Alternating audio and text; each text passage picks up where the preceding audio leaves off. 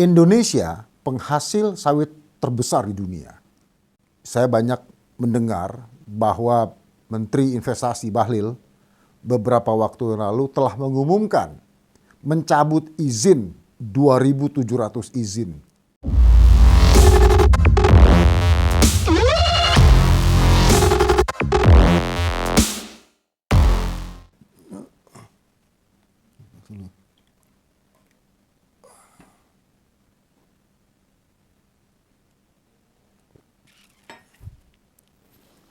Perihal morat marit minyak goreng.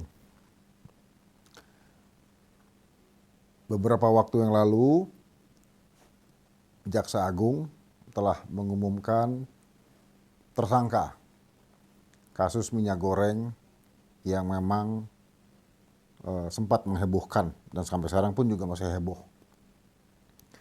Nah, saya ingin mengajak pemirsa yang menonton channel saya ini bahwa minyak goreng ini saya kaitkan dengan lingkungan hidup. Pemirsa, minyak goreng ini seperti semua yang sudah tahu, bahan bakunya adalah crude palm oil atau kelapa sawit ya. Nah, kelapa sawit itu ditanam rata-rata itu adalah menggunakan tanah negara. Artinya mereka atau pengusaha itu menanam lahan sawit itu mengalih fungsi hutan menjadi sawit. Sawit ini adalah tumbuhan yang sangat rentan. Sangat rentan dengan satu, air. Jadi sulit sawit itu bisa tumbuh dengan baik kalau airnya kurang. Nah, yang kedua, karena tadi air, maka masuk musim kemarau, rata-rata air itu kering. Sehingga sawit sangat rentan terbakar. Nah, karena minyak goreng demand-nya besar, maka banyak pengusaha melakukan penanaman sawit tersebut dengan bahasa kasarnya mengalihfungsikan ya, hutan menjadi perkebunan sawit. Nah, faktanya kita lihat tahun 2015 kemarin kebakaran yang sangat dahsyat, jutaan hektar terbakar. Dan itu rata-rata di perkebunan sawit. Jadi pemirsa, sawit di hulu, saya katakan di tanamannya itu atau di areal penanaman sawit itu rentan sekali dengan lingkungan hidup. Ya, sangat sensitif dengan lingkungan hidup. Namun hasilnya sangat ekonomis. Dan hasilnya sangat dibutuhkan oleh rakyat Indonesia, yaitu adalah minyak goreng. Jadi, kalau sawit itu dibukanya atau ditanamnya sudah bahasanya adalah merusak lingkungan, maka semakin tinggi kebutuhan, semakin banyak yang dirusak daripada kasarnya hutan itu. Nah, sekarang dari hutan yang dibuka, dialihfungsikan dan ditanam sawit, sehingga jadilah perusahaan itu adalah yang menghasilkan crude palm oil. Nah, ini yang saya ingin mengkritik KLHK, Kementerian Lingkungan Hidup dan Kehutanan. Tolong, jangan terlalu mengobral alih fungsi hutan demi sawit. Bahkan, saya banyak mendengar bahwa Menteri Investasi Bahlil beberapa waktu lalu telah mengumumkan mencabut izin 2.700 izin. Yang saya tidak hafal berapa angkanya, itu banyak perkebunan sawit yang terjadi. Yang terjadi maksudnya yang izinnya akan dicabut. Nah, sekarang persoalannya adalah, satu, yang dicabut ini siapa? Dan yang kedua, apakah betul mereka ikhlas untuk dicabut? Itu PR KLHK.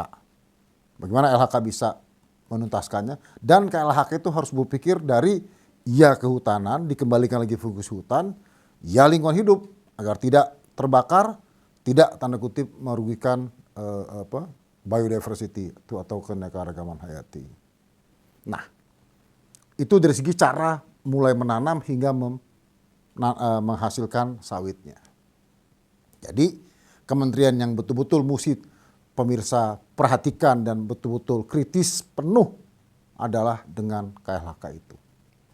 Agar jangan KLHK ini main mata dengan perusahaan-perusahaan super besar dan KLHK ini tidak tegas terhadap kebijakan-kebijakan yang mesti dilakukan untuk mungkin meluruskan atau mungkin menghukum dari perusahaan-perusahaan yang besar-besar ini yang melanggar peraturan yang telah dibuat sendiri oleh pemerintah, dalam hal ini KLHK. Nah, sekarang corak marit yang kedua adalah begitu kelapa sawit itu jadi selesai atau panen bahasa kasarnya, maka menjadi ke pabrik kelapa sawit, maka menjadi bahan baku untuk minyak goreng. Nah, hal ini atau bagian ini dari produser menuju ke konsumer, kasar begitu. Nah, saya nggak mau lagi bicara di KLHK-nya karena sebetulnya masih ada karena pabrik kelapa sawit itu menghasilkan limbah dan limbahnya pun itu ada yang limbah B3. Oke, tapi saya nggak mau bicara itu, teman-teman pemirsa. Yang saya mau bicarakan adalah begitu untuk menyampai di konsumen, maka Kementerian Perdagangan yang membuat aturannya. Nah, Indonesia penghasil sawit terbesar di dunia. Saya lupa angkanya berapa juta metrik ton ya. Nah, tapi hasil sawit kita ini saat ini diperuntukkan 3. Pertama adalah untuk minyak goreng. Kedua adalah untuk menjadi bahan baku biodiesel B30. Dan ketiga adalah ekspor. Ekspor menjadi nomor 2 kalau nggak salah terbesar menghasilkan devisa. Kalau nggak salah kata Menteri Perdagangan Lutfi sekitar 37 billion US dollar. 37 billion. Itu bukan hal yang kecil, bukan angka yang kecil itu intinya. Nah, jadi dengan 3 ini maka Kementerian Perdagangan mengaturnya mesti betul-betul yang disiplin, konsisten, dan tegas. Nah, sekarang dampak yang terjadi dengan Kementerian Perdagangan yang kata tanda kutip bermain, maka apa yang dikorbankan? Minyak goreng dalam negeri. Pemirsa, terima kasih banyak telah menonton video saya. Jangan lupa like dan berikan opini di kolom komentar. Dan yang paling penting, subscribe channel ini. Terima kasih, salam perihal.